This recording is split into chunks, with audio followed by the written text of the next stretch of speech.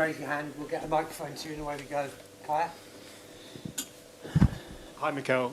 Is the overriding emotion after that game pride at how far your team have come that they can compete with Man City at their own pitch, or is it more disappointment at the loss? At the moment, it's disappointment because we are out and because we could have taken much more from that game, and we didn't. And probably tomorrow, looking it back, the feeling that I have is that we really competed against them and we made it really, really difficult for them. But we lacked something to win against a team like this. And the Thomas Partey substitution at half-time, was that injury-related or was that pre-planned? Yeah, he felt something and we didn't want to take any risk, so he could not continue. Hi, Mikel. I think you've already said that in big matches you have to take your chances. That's how you win these games. Is that a concern for you then, that in the bigger matches, like, you know, for example, when you play City, your team might not take the chance? We have taken the chance in the big matches this season. That's why we have beaten a lot of the big games, big teams. But unfortunately today it wasn't, and as well we didn't defend the action well enough in the box when Ake scored, which he puts it the fullback with the right foot in the top corner. So it's not that much that you can do. But it's not only that; it's the composure, especially in the second half when we had them and we had momentum there. We have 3 or 4 big openings there, and we have to be more ruthless to put the ball in the net. And Pep has also said he was surprised by your man-to-man approach, you know, your marking. Will you consider that for the league game next month?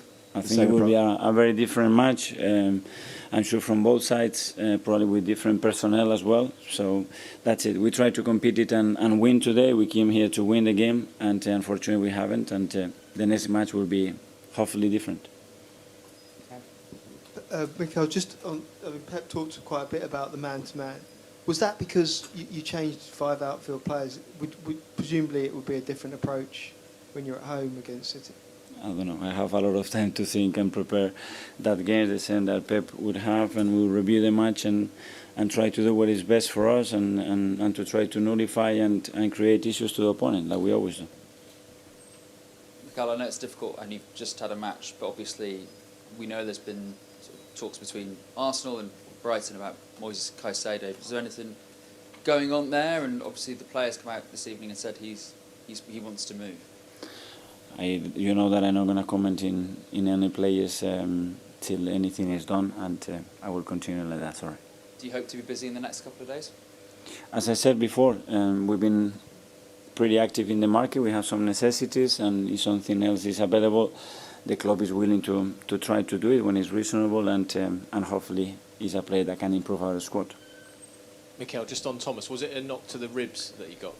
Yeah, he had some discomfort, and it was getting worse and worse, so he could not continue. He wasn't comfortable to continue. Is there any sort of initial diagnosis about how long he could No, be out? Obviously tomorrow, the day after, it will have to be an MRI scan and see what he has. And when you have to take someone off like that, does it underline why you want to bring in a midfielder before the window shuts?